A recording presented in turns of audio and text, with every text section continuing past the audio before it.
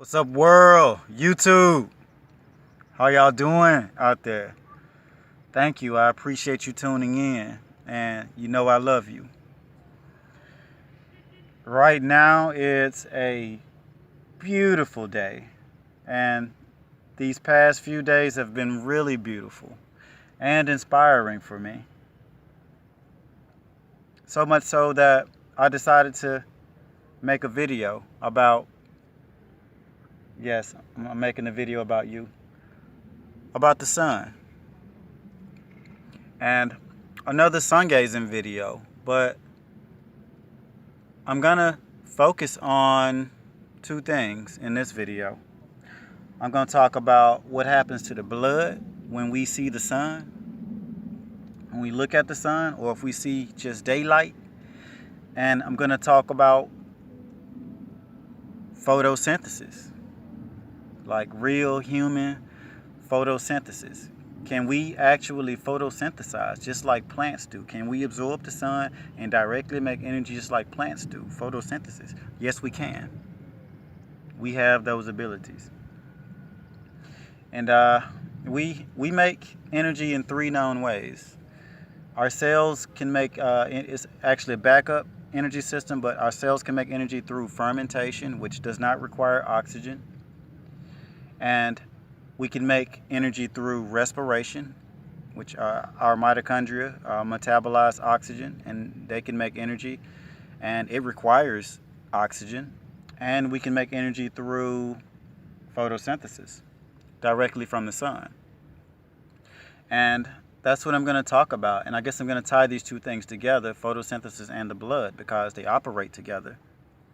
But when we look at the sun or just see normal sunlight, or normal daylight, it irradiates our blood. Looking directly irradiates it even more. But it irradiates our blood.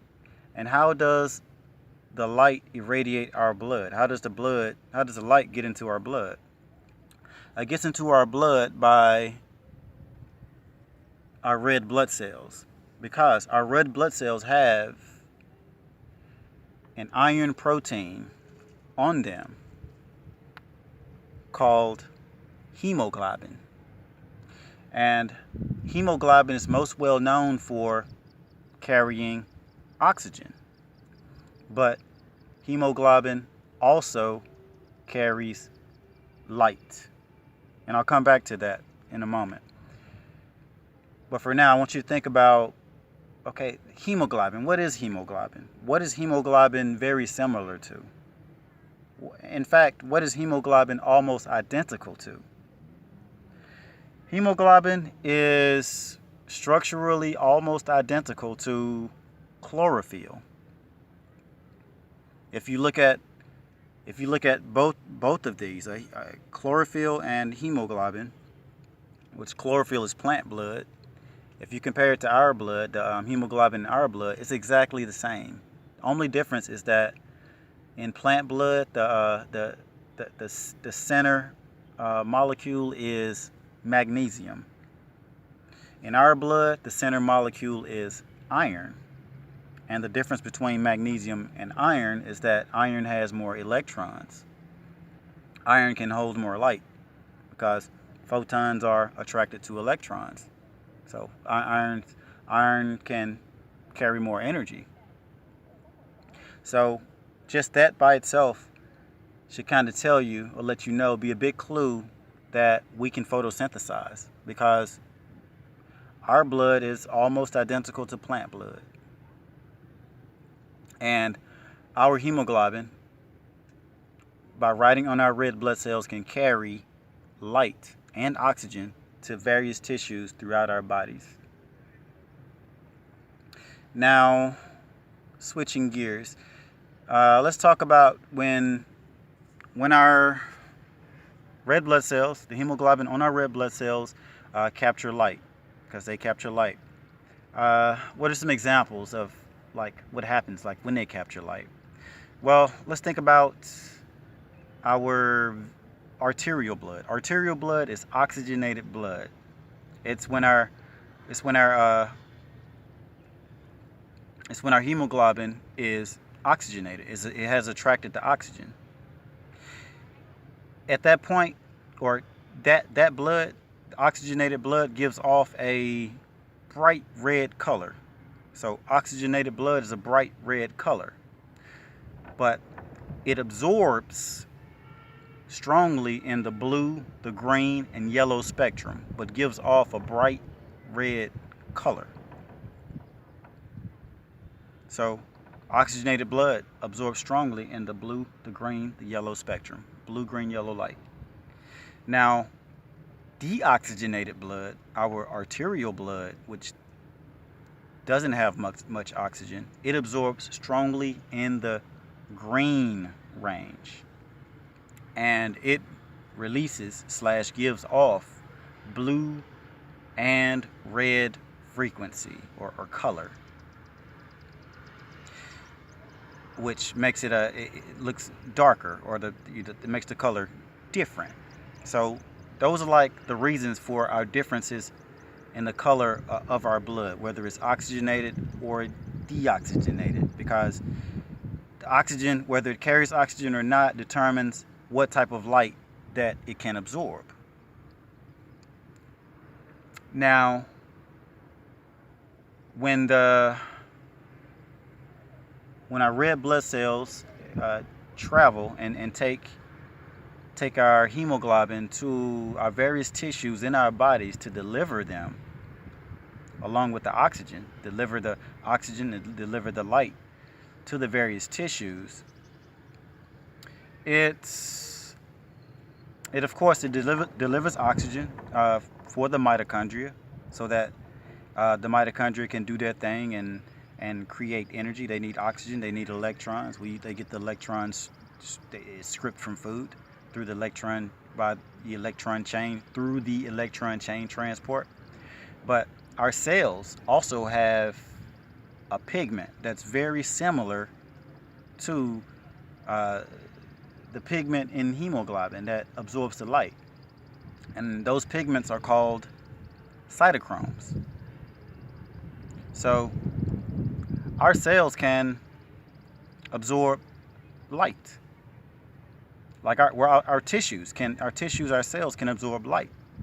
And these cytochromes are pigments, just like the pigments in our red blood cells, which carry the hemoglobin. Now, I mentioned our blood directly captures from the sun these few main frequencies: the blue, the green, the yellow, and red. I know our mitochondria give off infrared light. They make heat, and heat is basically infrared light. And infrared light is invisible to the human eye. Like snakes can see it. A snake can see you in the dark, but you can't see like a warm-blooded animal in the dark, because we don't have the ability to see infrared, but certain animals can, like a snake can. Now, our mitochondria give off infrared light. Infrared light is a major player in our physical body and keeping us healthy. Red light is what turns the water in our body, which we're mostly water, into a battery.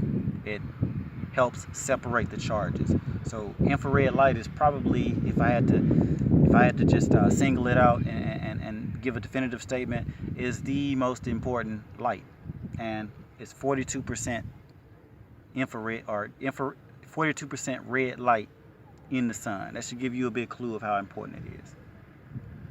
Now, the other light that I didn't really talk about that our eyes pick up, and which takes a ride on our red blood cells, is UV light. Now, our eyes do absorb UV light, and I did a video called Eyeball Energetics, and I kind of broke down the eyeball. I admit it was kind of poorly done. I'd like to remake that video because I know so much more now, but it was still some good information in that video. I made it about a year ago. And the outer coating of our eye, like the outer clear coating of our eye, I forget the name, but It's the outer coating, a clear outer coating. I think it's a conjunctiva, I believe. Don't quote me on it. But it blocks excessive UV light. It blocks like 97% or more UV light.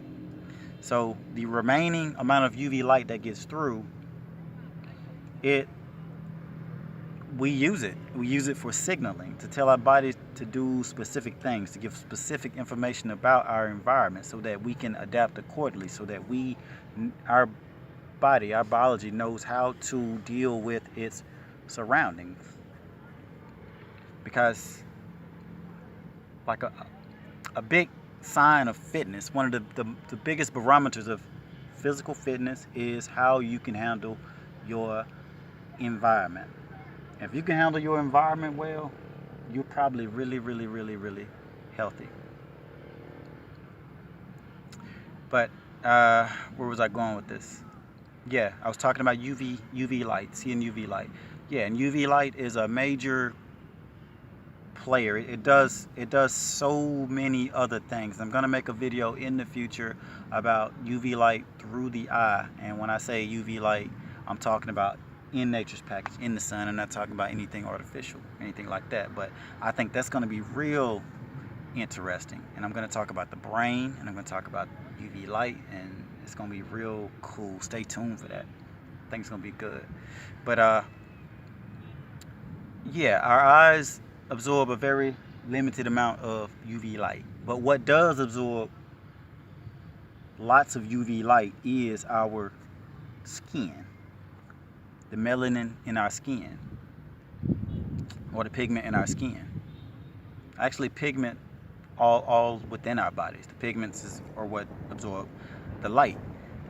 But we all know that our skin can absorb lots of UV light. And if you know about vitamin D is the result of us absorbing UV light. And of course, you won't be able to make vitamin D if you're dehydrated. And dehydration doesn't just come from not drinking water, but dehydration comes from not making water through our mitochondria, because our mitochondria make water, and the water that our mitochondria make is really special. It's nothing like the water that we drink, and it's the water within us made by our mitochondria is very different. And that water can limit or allow us to absorb a lot more sun and raise our vitamin D. Vitamin D is basically a barometer of how much energy we are absorbing from the sun. That's really what it tells you. And of course, vitamin D is your immune system, bones, but it's so much more than that. That's what it's most known for. But our skin is a major maker, absorber, creator of vitamin D, and it's made by absorbing the UV spectrum of light. So just in thinking about that, maybe the eyes aren't best suited to receive huge amounts of UV. Maybe they are. I'm gonna make a video in the future about that, kind of discussing, and I'm gonna put a platform out for us to talk about it and understand it better, so we can do it safely and just basically understand this. Just generate some discussion about it. And again, it's gonna be real. It's gonna be a lot of fun. It's gonna be real interesting when I make it, because I have some ideas that are really, they surprised me when they came to me. But it's gonna be about UV light, and it's gonna be about the brain, and yeah, stay tuned. But yeah, I'll stop here. I'll stop here with the video, and I just want to talk about some things that happen to us when we sun gaze, when we see sunlight, and how we feed ourselves. The fact that we photosynthesize and we don't even realize it. And I think by us understanding it, we can connect with nature better and be better versions of ourselves, because a lot of our disconnect is just fear and propaganda of just not knowing what's what from this long divorce that we've had from nature, from what's just it's right before our faces, and it's real and we need it, and we're taught that we don't need it and we should run from it. But I'm trying to marry nature and develop an incredible relationship with it, and hopefully through that develop an incredible relationship with everyone, everything, through being a better version of myself and connecting with you all. So I'll end the video here, and again, I appreciate you for watching, and I love you. You love yourself, and let's stay connected. I'm gone.